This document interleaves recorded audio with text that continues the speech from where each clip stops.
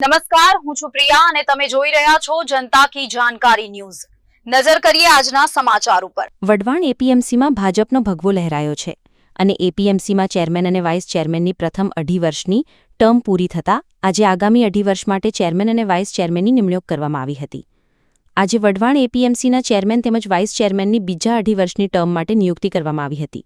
આ માટે જિલ્લા ભાજપના મહામંત્રી જયેશ પટેલ અને હાર્દિક ટમાળિયાની ઉપસ્થિતિમાં નવા ચેરમેન અને વાઇસ ચેરમેનના નામની જાહેરાત કરવામાં આવી હતી, જેમાં ચેરમેન માટે નારાયણભાઈ જયસિંહભાઈ પાવરા અને વાઇસ ચેરમેન તરીકે જગદીશસિંહ ગંભીરસિંહ અસવારની નિમણૂક કરવામાં આવી હતી।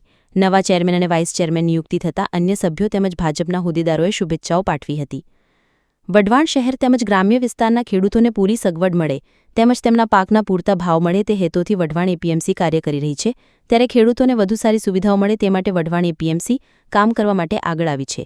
ત્યારે આજે ભાજપના સુરેન્દ્રનગર જિલ્લાના મહામંત્રી જયેશભાઈ પટેલ અને હાર્દિક ટમાલિયાની અધ્યક્ષતામાં વઢવાણ એપીએમસી ખાતે આ પસંદગી માટે કાર્યવાહી કરવામાં આવી હતી, જ્યારે આ બંનેની નિયુક્તિ થતાં એપીએમસીના ડિરેક્ટરોએ ફુલહાર કરીને શુભેચ્છાઓ પાઠવી હતી, જ્યારે વઢવાણ શહેરના તેમજ ગ્રામ્યના સંગઠનના હોદ્દેદારો પણ ઉપસ્થિત રહ્યા હતા અને તેમણે પણ શુભેચ્છાઓ આપી હતી, જ્યારે નવનિયુક્ત ચેરમેને પણ પક્ષે જે વિશ્વાસ મૂક્યો તે માટે આભાર વ્યક્ત કર્યો હતો।